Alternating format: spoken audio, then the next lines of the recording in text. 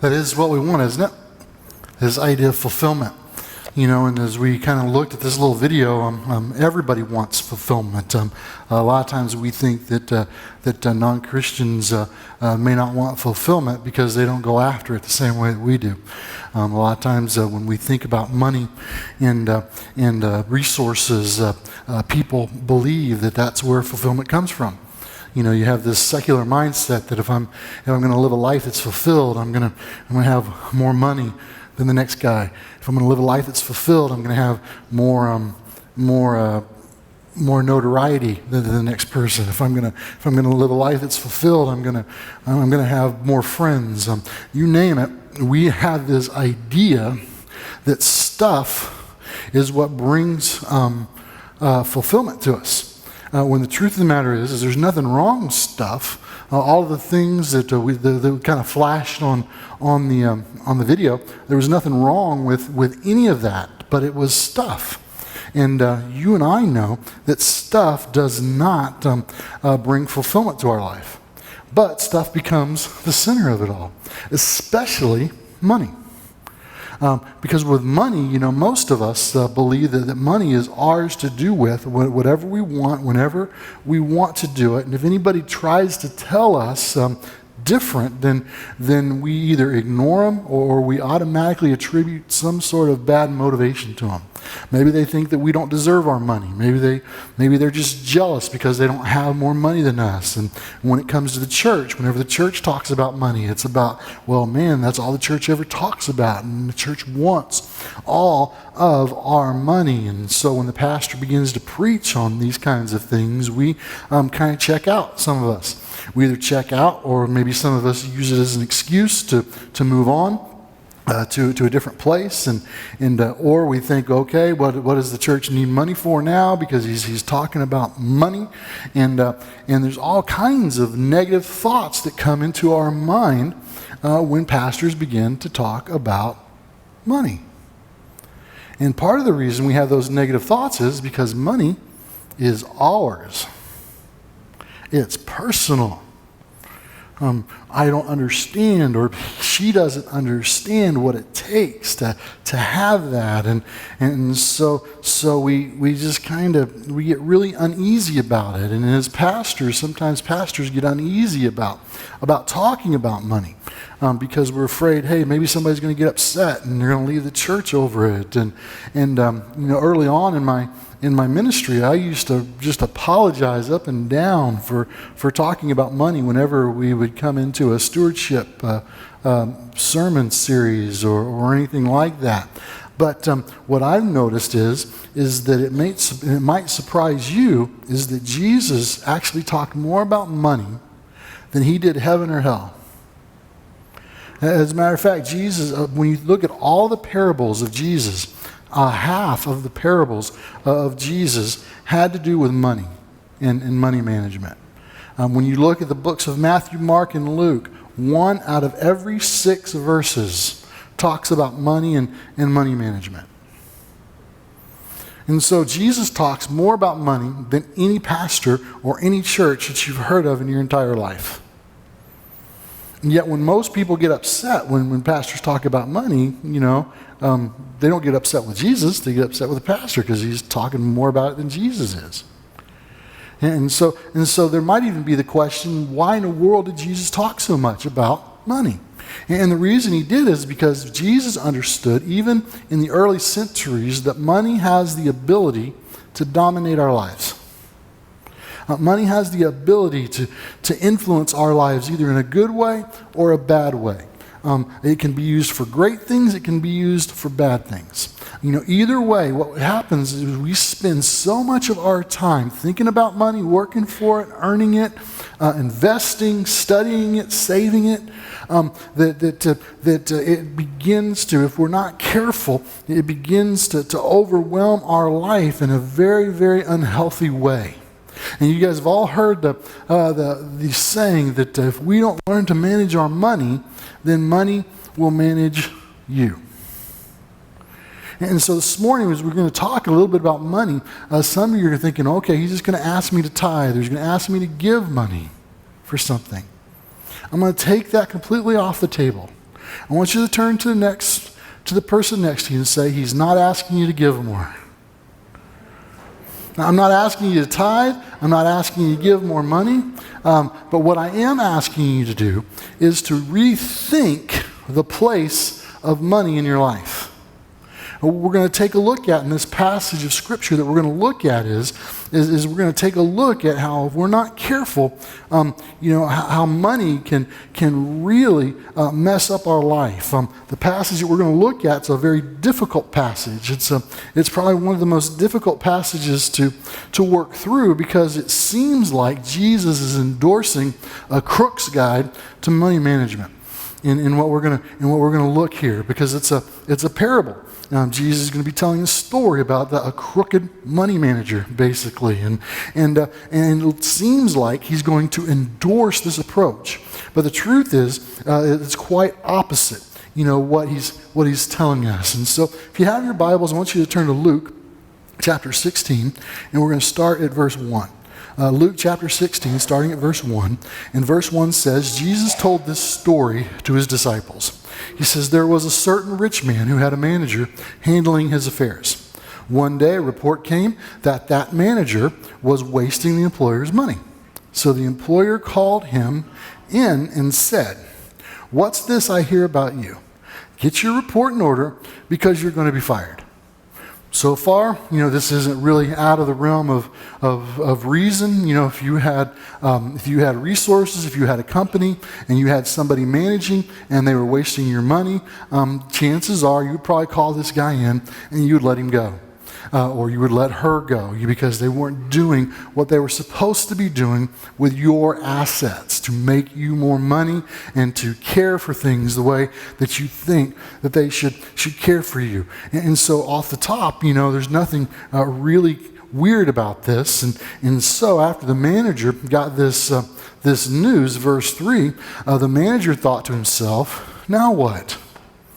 My boss has fired me.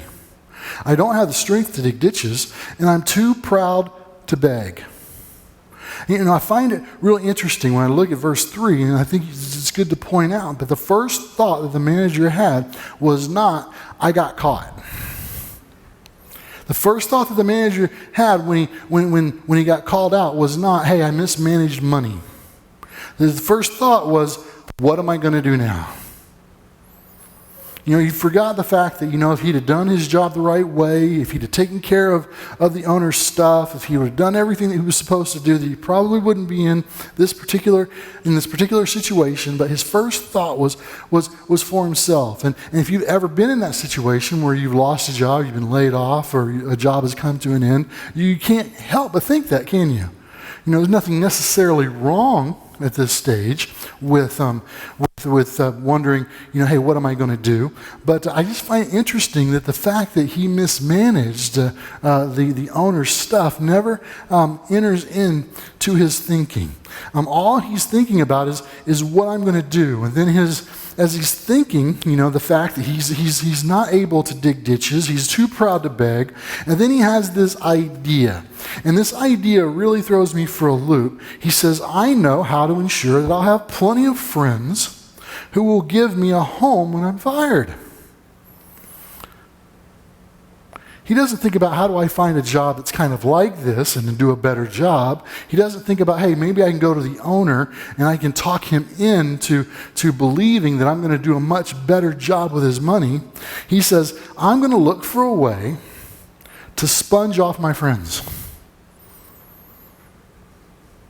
I'm going to look for a way so that other people can take care of me.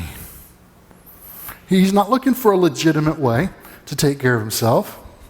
He's looking for a way to get what he feels he needs from other people.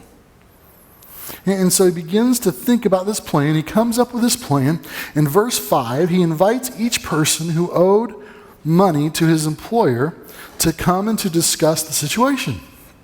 He asked the first one, how much do you owe the owner? The man replied, I owe him 800 gallons of olive oil. So the manager told him, take the bill and quickly change it to 400 gallons. You see, the manager's still in charge. He was told by the owner to get the accounts in order. And so he's getting everybody together and he's getting the accounts in order. But he's trying to win favor. And so he says, I know you owe 800 gallons, but just let's say you owe 400. Of course the guy's going to like him. He's going to like the guy. He's going to feel like he owes him. And so his plan's working. And so then he goes to verse 7. And he goes to the next person. And he says, and how much do you owe my employer? I owe him 1,000 bushels of wheat. Here, the manager said, take the bill and change it to 800 bushels. And so my guess is he goes through a scores of people and he changes what they owe so that he has this connection with them. And then I'm guessing somewhere, I'm taking some liberties that the owner then, when he gets the records from the manager, after the manager's gone, he's going over the records, he has an idea as he's looking at these records, this is not right. And as he's talking probably to people who this shrewd manager helped to get them a better deal, and they're telling him what he did, and then the rich man here in verse 8 does something that I don't think would be my first reaction. The rich man had to admire the dishonest rascal for being so shrewd. I don't know about you, but that wouldn't have been my first response. I don't think I would have admired the dishonest person.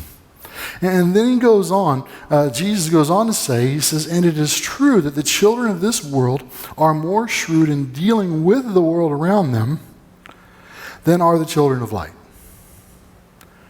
In other words, people who don't have God's best in mind are really good at separating you from your money. They're really good at taking care of themselves over everybody else. They're really good at being shrewd. And the children of light aren't that good because they have a conscience. And yet, Jesus goes on and he says, here's the lesson. Use your worldly resources to benefit others and make friends. Then, when your earthly possessions are gone, they will welcome you to an eternal home. You see, when you look at this right off the top of your head, you're thinking, well, Jesus is saying this is an appropriate way to deal with things. Jesus is saying that if you're going to use your money to make friends with other people so that they'll take care of you. But that's not what he says. What he says here is, he says, use your worldly resources to benefit others and make friends. He doesn't say use your worldly resources to benefit you.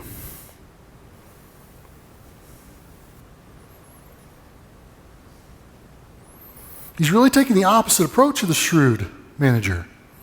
The shrewd manager did everything that he did for himself. And so what Jesus is saying here is, he's saying instead of doing all this stuff and being shrewd for yourself, why don't you take the resources that God gives you and you give it to other people and you help other people, and then you're going to make friends with them. And then when your earthly possessions are gone, they will welcome you to an eternal home. Meaning the people that you help, the people that you give your resources to, that you make friends with, will welcome you on the other side of eternity. See, the whole point here is use your resources for eternity. Verse 10, Jesus goes on to clarify. He says, if you are faithful in little things, you will be faithful in large ones. But if you are dishonest in little things, you won't be honest with greater responsibilities.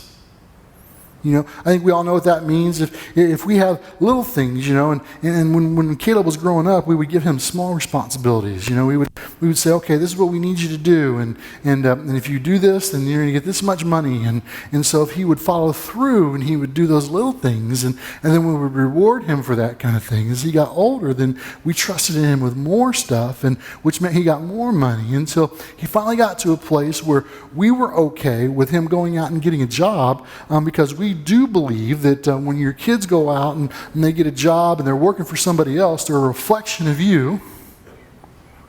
And so we taught him to be faithful with small stuff, until he got to a place where we felt he was responsible to take on bigger stuff, and the bigger stuff that he took on, then the more reward he got. Make sense?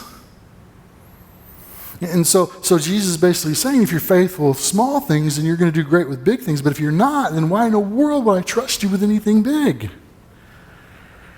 And then he goes on in verse 11. He says, and if you're untrustworthy about worldly wealth, who will trust you with the true riches of heaven? This is where things start to connect with our view of money and spirituality. And so Jesus is saying here is if you are untrustworthy with worldly wealth, things that people get, your physical stuff. If you're not trustworthy with stuff to do what I've called you to do it with, wow, I blew right into that, didn't I? Then what makes you think I'm going to give you anything significant to do? What makes you think that I'm going to help you live a fulfilled life? We said that's what we want, is to live a life that's fulfilled. And if you are not faithful with other people's things, why should you be trusted with things of your own? In other words, what he's saying is be smart with your money. Use it for what you're supposed to use it for. And I will provide your need. And maybe along the way, a couple of wants. Verse 13. Because no one can serve two masters, for you will hate one and love the other. You will be devoted to one and despise the other. You cannot serve both God and money. We've heard preachers preach on this, right? But again, it's the connection that we're talking about between the physical, the stuff, and the spiritual. You see, in other words, what Jesus is saying here is don't lose your soul for the sake of money. You know, because there are a lot of people out there who unwittingly, they're trading their soul for stuff. Because they've bought into a worldly view of what fulfillment looks like. And not that there was anything wrong again, because I want to tell you something. If you got a boat, I want to go fishing with you. If you got a motorcycle, I want to ride with you as soon as I get mine running. There's stuff that you do, there's nothing wrong with stuff. It's just that when that's where we get our fulfillment from. And it becomes all about us. And we're not doing with our resources what God's calling us to do with our resources when my driving force of life is how am I going to make it financially? And let's just face it, I think we've all been there. You know, and I'm not saying you shouldn't be wise with your money, but at some point you got to remember that you don't serve money. Money's not your master. God is. God is. And all the money in the world, it belongs to Him. Every bit of it belongs to Him. And if that's true, then what are some mindsets that have to change? Because remember, I told you, I'm not going to talk to you about tithing. I'm not going to talk to you about giving more money. But I'm going to tell you something. You got to change the way you think about money. There are some of us that are so consumed with dollars and cents that we can't see anything else. And let's just take the spiritual aspect of that and put it aside. You're miserable.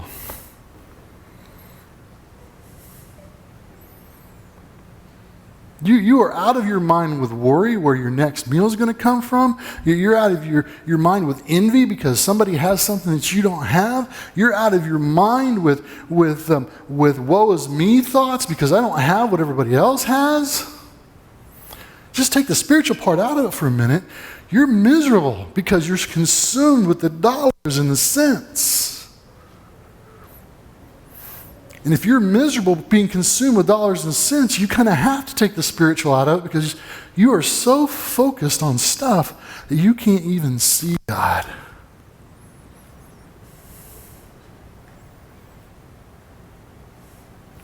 And so Jesus is kind of working through here. And so what are some things that we shouldn't do with money if we have a good view of it? Well, I'm going to give you 4 common sense things really quick. Not a lot of significance here spiritually, but there is. The first thing is don't waste it. That's simple enough. Well, yeah, I know that, but you ever had that buyer's remorse?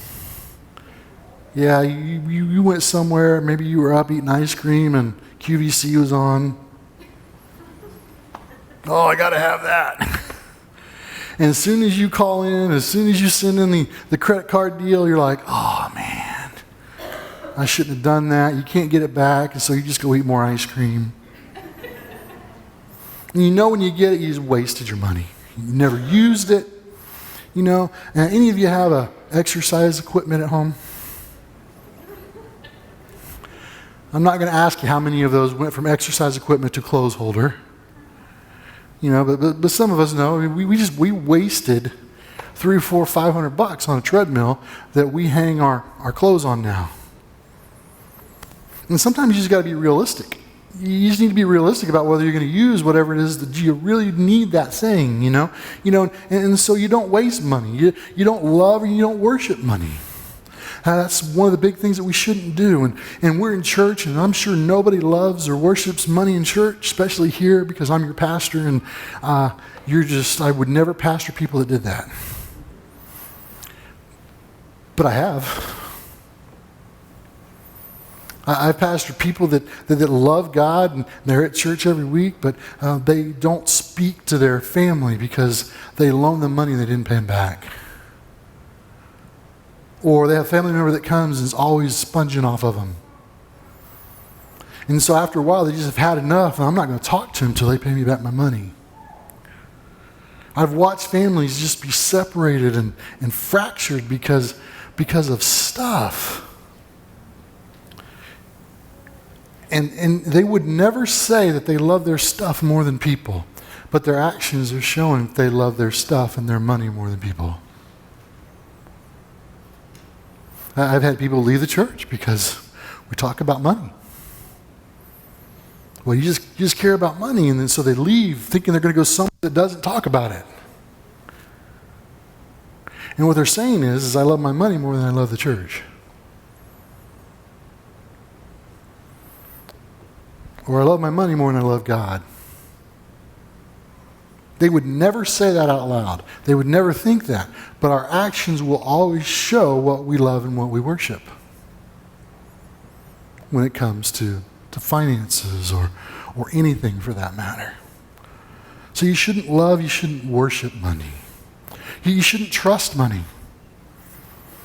Your money's not always going to be there. I don't care how great of an investment person you are. I don't care how well you plan things. Something will always come up that you don't expect. Maybe a major repair to a car. Maybe you have to do something to your house. Maybe your air conditioner goes out. In the middle of summer, you gotta get an air conditioner. Every one of us has moments in our life where we have things that just kind of happen, and all this money that we put aside, we end up having to give towards that. And then what happens is because we trusted money more than we trusted God, then we start to get really, really, really negative and cynical about life. And then the last thing is you can't expect it to satisfy. Because I don't care how much money you think will be enough. When you get there will always be more that you want. I had a guy come to me after the first service, and he told me the story of a farmer. He said, if I could just get the land that adjoins mine, that would be enough. Think about that for a minute. Even if he picks that up, he wants the next And that's the American way, right? That's the American dream. Now, is it a sin to want to make money? No, it's not a sin to want to make money. But it's a sin to worship it. It's a sin to have the wrong idea about what money does for you. And so if you don't do those things, then what does my mindset need to be? How does my mindset need to change? In order not to do those things, what are things that I have to remember? And these are some things that I want you to remember every single day.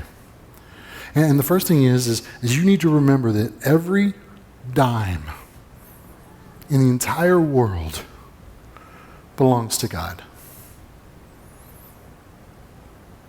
Every penny, every dime, every dollar belongs to God. When we look at the parable, the owner enlisted a manager to look over his money, to take care of his prosperity. At best, it's a loan to you. Every dime that you have in your savings account, every dime that you have in your investment, every dollar that you've put away is on loan to you from the owner of it all. To manage for whose prosperity? For God's. Just say it out there. Not to manage it for your prosperity.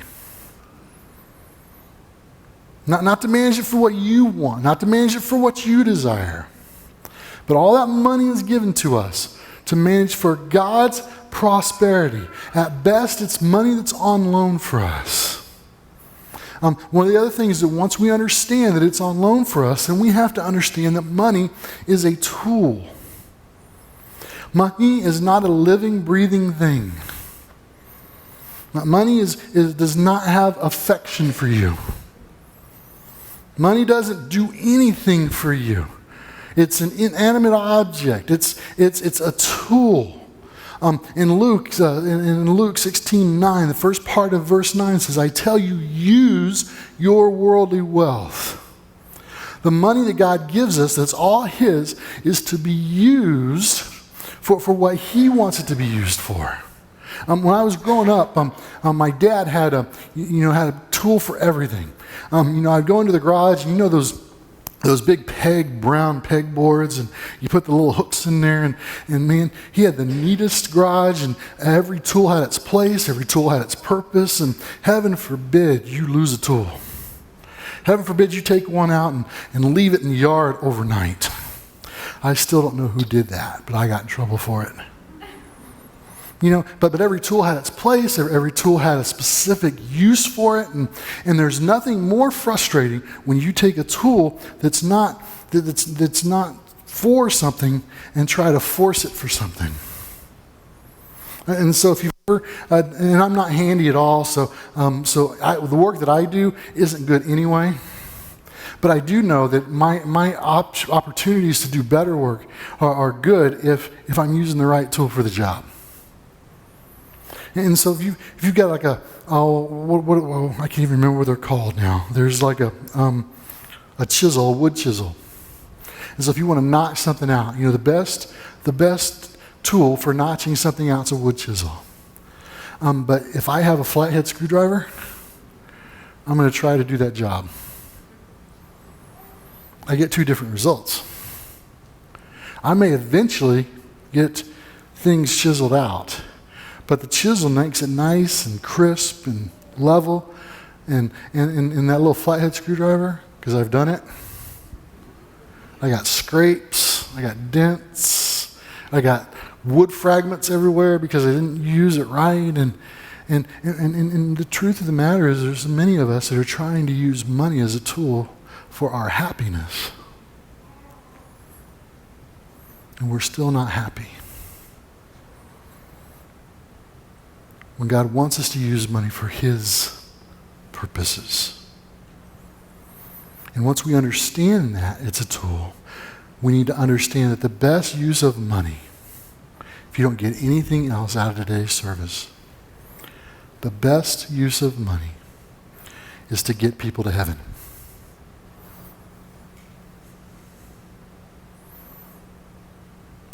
The best use of money is to get people to heaven. As Christians, we believe that. We believe that the best thing that ever happened to us as believers is our relationship with Jesus. And for some of us, I think if we were to look back at our life, we would see where maybe it was through the generosity of other people that got us there. You ever been to a VBS? Any of you give your heart to Jesus as a vacation Bible school? It costs money.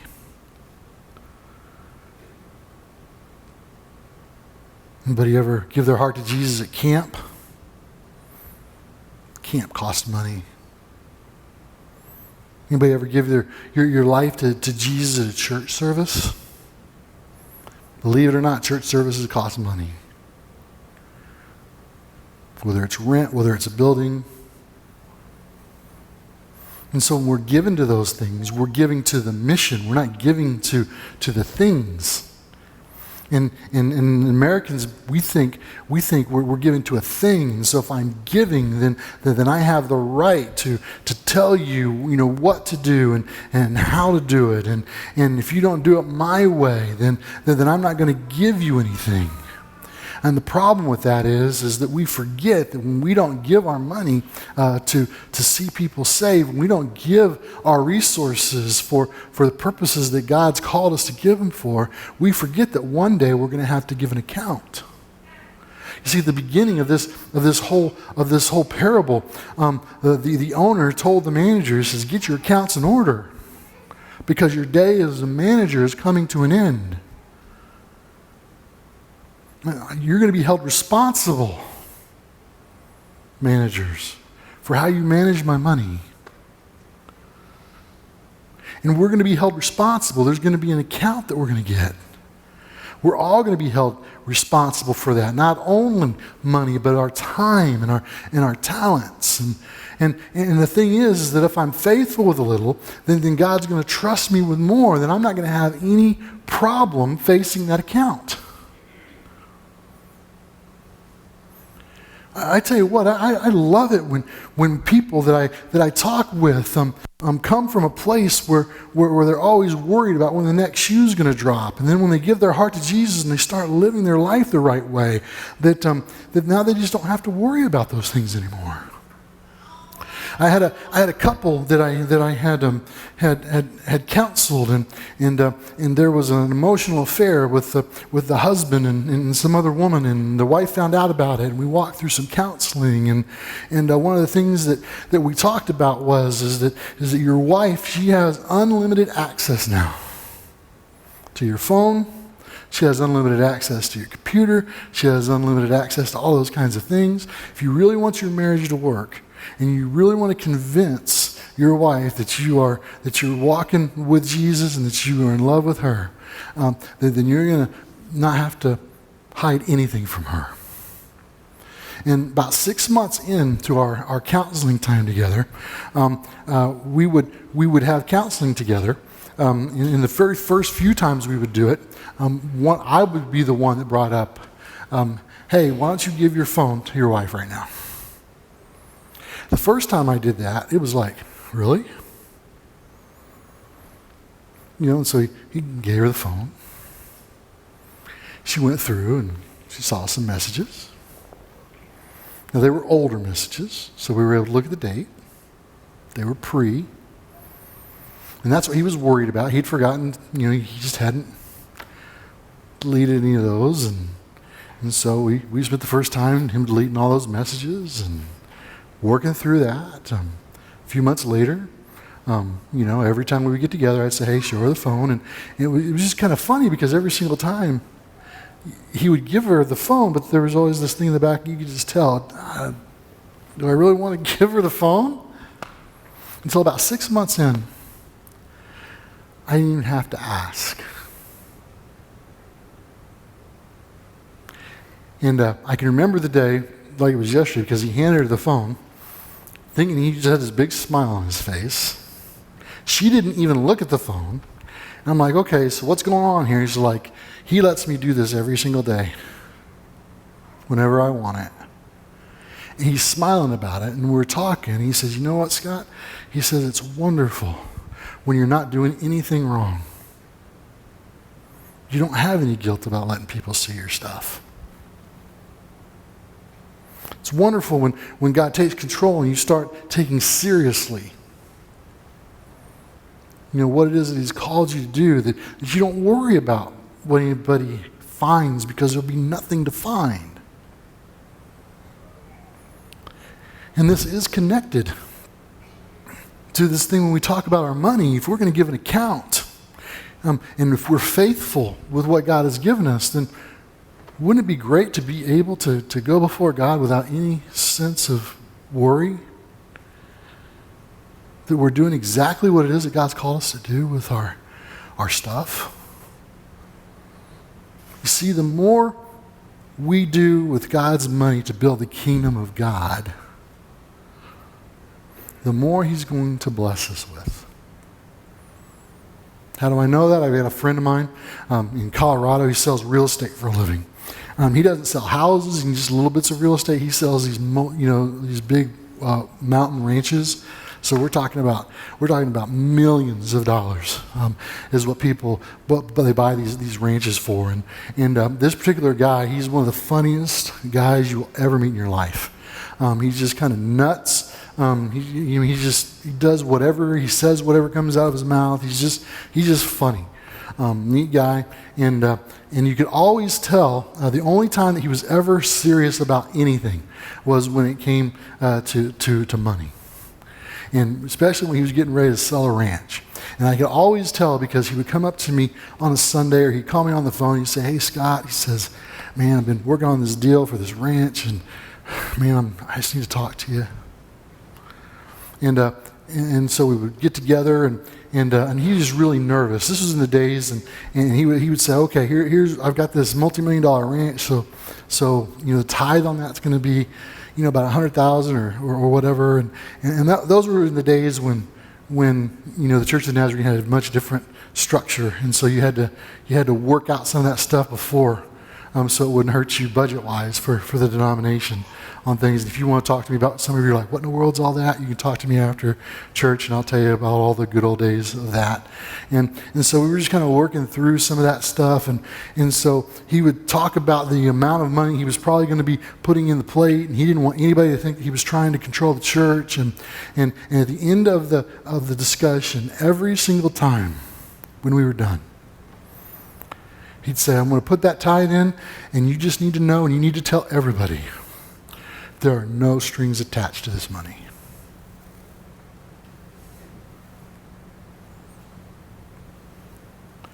Never one time. We're talking about a guy who would give $100,000 plus at a time. Did he ever try to dictate what the church did with that money? Never. And then on top of his tithe, he would give.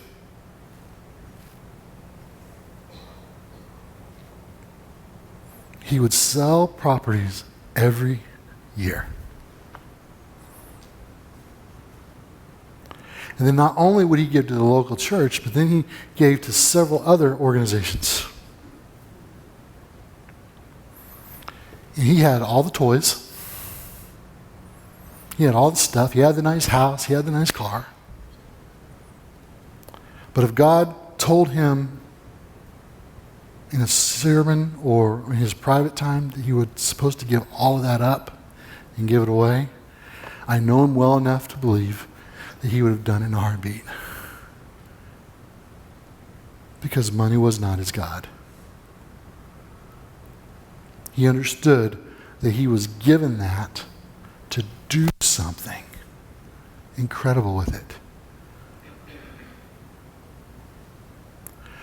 That's a godly mindset when it comes to money.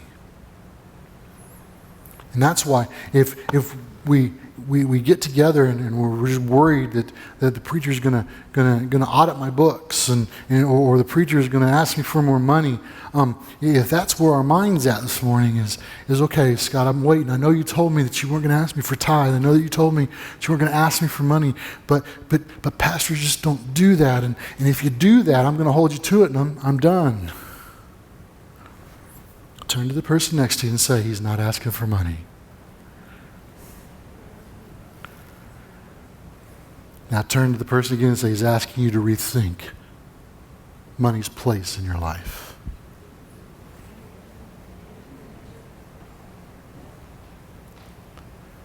What place does money have in your life?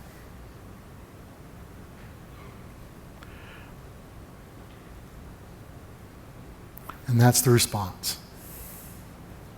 Is what place does money have in your life?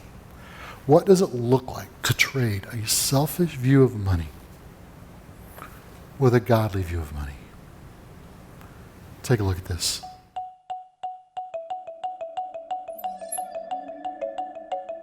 For the Pilgrims, it was freedom of worship. For the Founding Fathers, life, liberty, and the pursuit of happiness. For the huddled masses, it was opportunity, equality, freedom. Today, it's more. Much more. Today, the American dream means more money, more house, more car, more power, more fame, more stuff. Instant, on-demand, drive-through, microwavable, downloadable, 1,000 channels, 10,000 songs, happiness in the aisles of a megastore, fulfillment in 4 easy payments, purpose in a bank account, a barcode, a magnetic strip, more me, supersized, satisfied, and served. Self-centered, self-focused. That's the new American dream. So what is a trader? Traders have seen the puppet strings. They've glimpsed the chronic disappointment behind the glittering curtain of greed and consumerism. Traders sense that the road to success may not end as advertised. Traders see through the empty promises and greedy deception of the marketing machine. Traders know that as they lay dying, they won't be wishing for shinier toys, more square footage, a better title on their business card. Traders don't need more stuff to make them happy. They are owned by material things. Traders understand that there is a bigger world. They've seen the face of need, of want, of disease, of hopelessness. They can't turn away anymore. They can't hide in front of the TV. They can't work, play, or party harder to block it out. They can't ignore it anymore. Traders want to make a difference. Traders have to make a difference. Traders have resources, time, money, ideas, skills, creativity, passion. Traders realize that God gave them these resources for a reason, to pick up their cross and follow Christ, to be the Good Samaritan, to obey the Great Commission. A trader looks for a place to help. Maybe next door, maybe across town, maybe on the other side of the world. A trader trades in 1 night a week to help the homeless. A trader trades in summer vacation to train graphic designers in Central Asia.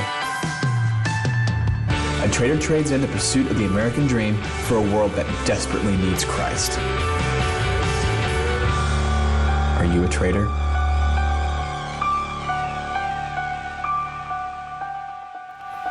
One of the lines in that video that sticks out to me is the traders want and have to make a difference. They want and they have to make a difference. They understand that consumerism leads to more want. Let's just face it, it's true with finance, it's true spiritually.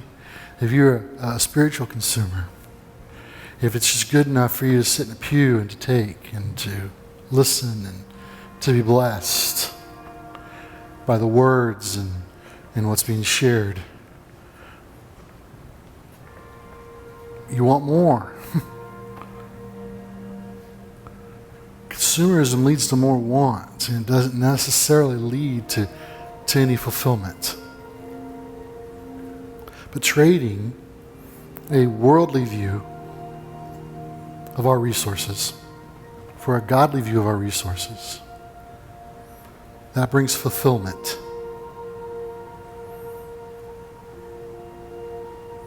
You ever given $5 to somebody that you knew needed it? I mean, for some of us, $5 isn't a big deal, but you ever just given a $5 bill to somebody that truly hadn't eaten for days?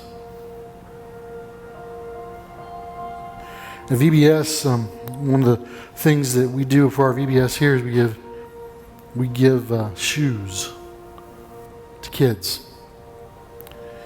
And when I first heard that, I was like, man, that's cool. That's a great idea. And then you start to get cynical. You start to think, well, that's the only reason kids are coming is they're getting shoes. And then to sit right there and watch this little girl, I couldn't tell you how old she is, and as they're getting ready to give the shoes away, and just to see her bawl, waiting for the shoes. I mean, she's crying.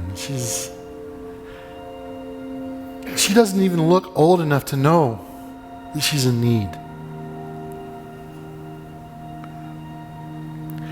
And then to watch the tears go away and the smiles come when she gets the shoe box, and then she opens up that shoe box and she starts crying again because they're pink.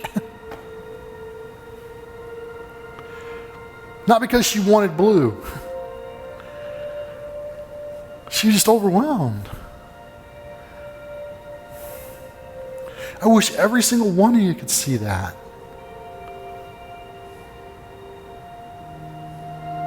To go on a work and witness trip and see people who have nothing but Jesus.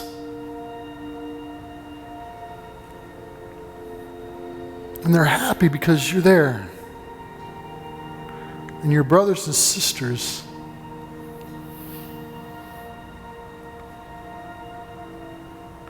At some point, if we really want fulfillment in our life, we've got to get past this idea of I got to save money for a rainy day.